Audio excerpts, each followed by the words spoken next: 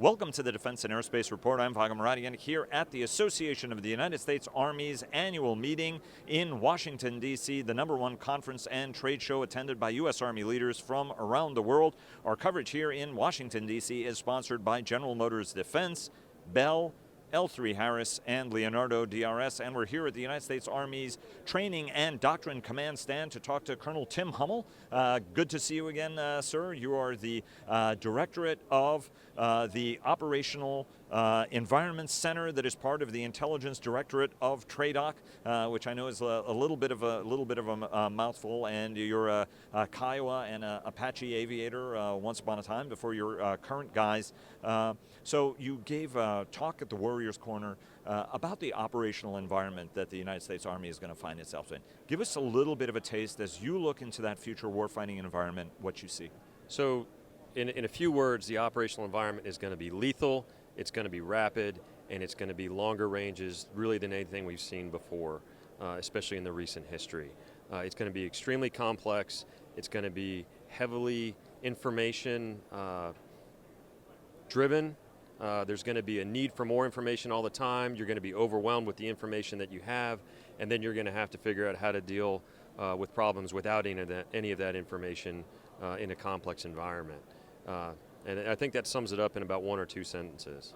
You guys are integral to anybody who doesn't fully appreciate what Training and Doctrine Command does. It is one of the most important parts of the Army in terms of thinking about what future conflict looks like. Some of that task is also going to Futures Command now, but also educating the entire force, running the training curriculums that train soldiers from initial training all the way on up, and including how the enemy is going to fight and help structure war games, and also great training aids like playing cards, for example, or cards that bring Chinese and Russian capabilities to soldiers. Talk to us also how you guys are harnessing big data in a rather unprecedented way to give you that understanding of a very complex future environment. Yeah, so everything we do in both the OEC as well as the G2 overall in TRADOC is driven by big data.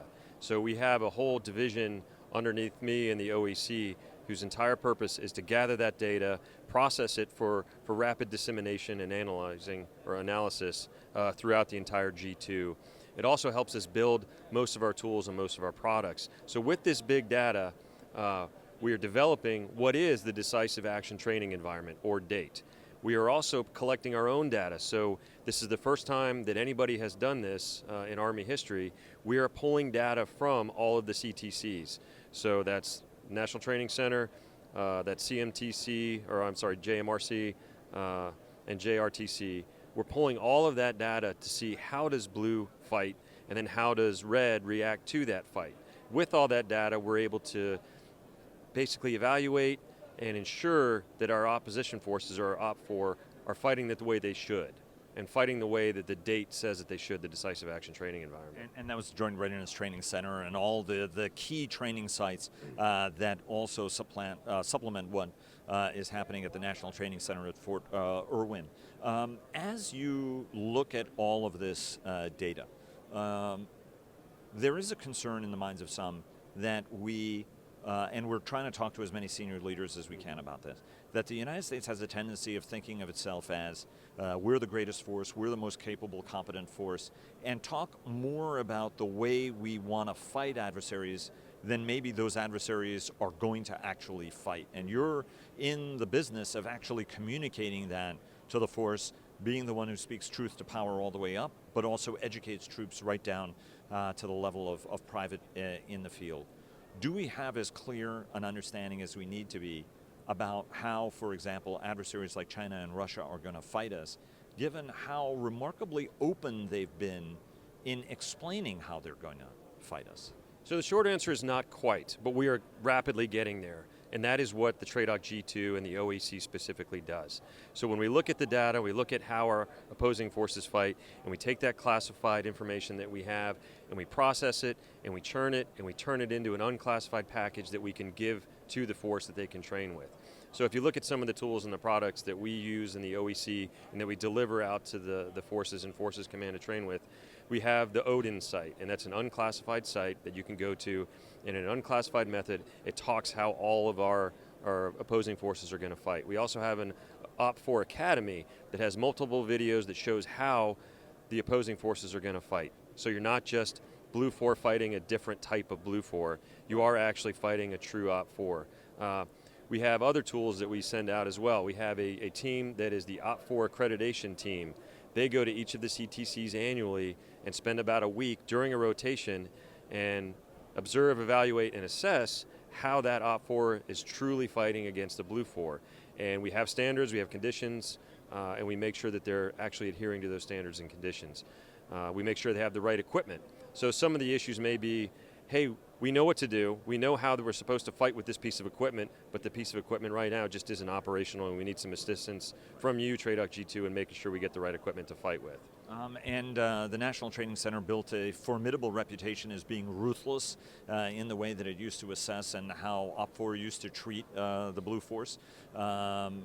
Effectively nobody won when they went into the California desert and emerged bloody, no matter how good that they thought they were. I mean, I want to use the Kobayashi Maru kind of scenario, but it was a little bit like that. But it was, everybody who went through that curriculum at the time said how humbling and sobering that was. Are you getting up to that degree, do you think, of sobering humility at the end of the day? Well, I don't think necessarily that level to that degree. But we do make sure that the Blue Forces fight the most formidable OPFOR that we can give them. We make sure they're using the tactics, we make sure they're using the right tools and the equipment that they would face if we do to go to some other country, and they do fight in an operational environment that we describe and that we have out there on our date scenarios. And it's very challenging because a lot of times units are busy. Everybody's busy in Forces Command. And so they may not have the opportunity to fully train as they want to prior to going to any of the CTCs. And therefore, some units are still just working on basic blocking and tackling. So when the OPFOR throws an EW attack at them and forces all of their systems to go down, all of their comm systems, for example, we may see some units will say, hey, we got it, we understand what we're supposed to be doing here, but tomorrow I've got a tank-on-tank battle that I really need to fight, and therefore, let's talk about this later. Let's focus on the blocking and tackling that we need to do now. Do you, at the end of the day, this is also a joint fight as well. Bring us into, how are you cooperating with your sister services to make sure that you have that broader operational understanding of everything that touches the Army, whether it's sea-based threats, whether it's air-based threats, and what you can draw from the Air Force, the Marines, and the Navy, for example, that may be of operational utility to the Army? Right, so one of the things that we do in the TRADOC G2 is we partner with everybody. So National Security Apparatus, the DIA, the NSA, Air Force, Marines, Navy, everybody. It is one collaborative effort. And so we're constantly in dialogue with all of those organizations to make sure, hey, this is what we see. Do you guys see it the same way? And if you don't, how do you see it? And then we take that information, again, at the classified level, we process it, scrub it, and then turn it into an unclassified package that we can update very rapidly. And that's one of the things that the OEC is good about, is taking that information and distributing it in a very rapid manner. So we have a lot of tools that are on either on the unclass web or they're only CAC enabled, so you don't have to go to a secret computer to find all this information out. And we're not sending out updated pubs every year in a big PDF or in a big paper document. It's updated on the website so that the soldiers can go right to it immediately. Or maybe they have to go through a CAC to get there. But there's no longer this wait for the next distribution to come out. That information is taken from our sister services and our joint partners. Excuse me, we scrub it, analyze it, process it, and send it out very rapidly in the unclassed manner. And tell us a little bit about the importance of allies and partners on this, because they tend to have some operational insights that we actually don't have. Oh, they're absolutely critical to the whole process. If you look right now, New Zealand, Australia, United Kingdom, and Canada are all on board with the DATE, the Decisive Action Training Environment. And we actually have right now in the OEC an LNO from Italy who's very, very interested in taking this information back, what we do and how we do it, and how they can train their opposing forces to make them more formidable when they go out and potentially have to fight. So to answer your question, it's absolutely critical that partnership with our allies and how we leverage each other's experiences, how we leverage each other's information, and then build the the operational environment to train with. And the nations you mentioned are the Five Eyes nations, Yes. so they have a degree of intelligence sharing that others don't, even though Italy, France, and a whole series of other nations are also very, very important partners. So if I could ask you to sort of distill how folks should think about how Russia, China, as well as other adversaries like Iran and North Korea will fight, what do folks need to bear in mind? Because it seems as though each has a strategy to systemically undermine every single one of our warfighting advantages. Yeah, so I think at the strategic level, they both want to win in competition. They don't want to let it get to a large-scale combat operation because they know right now they will likely lose if we were to go to war in large-scale combat operations. So they want to focus on winning in that competition. Each one has a little bit of different methods for doing that. So Russia is all about the fait accompli, where, hey, we've already done what we wanted to do, and we're going to make it too painful for you to try and undo it. And that's at the strategic level. And then when you look at how China is going to win the next war if they have to go to war, they want to make that first battle so extremely painful for the United States or whoever their adversary is that we don't want to do another one.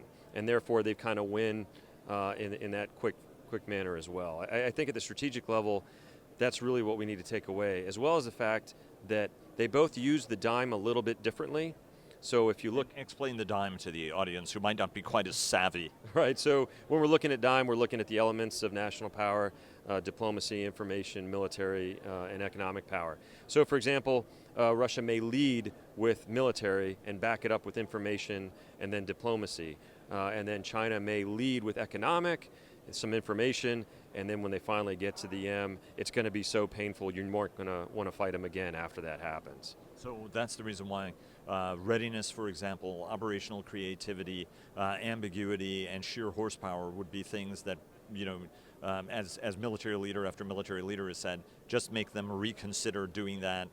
You know, like every day, that's the challenge. Yes, absolutely. And as we look at bringing in future leaders to the Army, and I think Major General Muth mentioned it, so the future battalion commanders and the future brigade commanders in 2035 and beyond are coming in the Army right now. So we need to harness and develop those traits that are going to be those innovative leaders in the future that we need.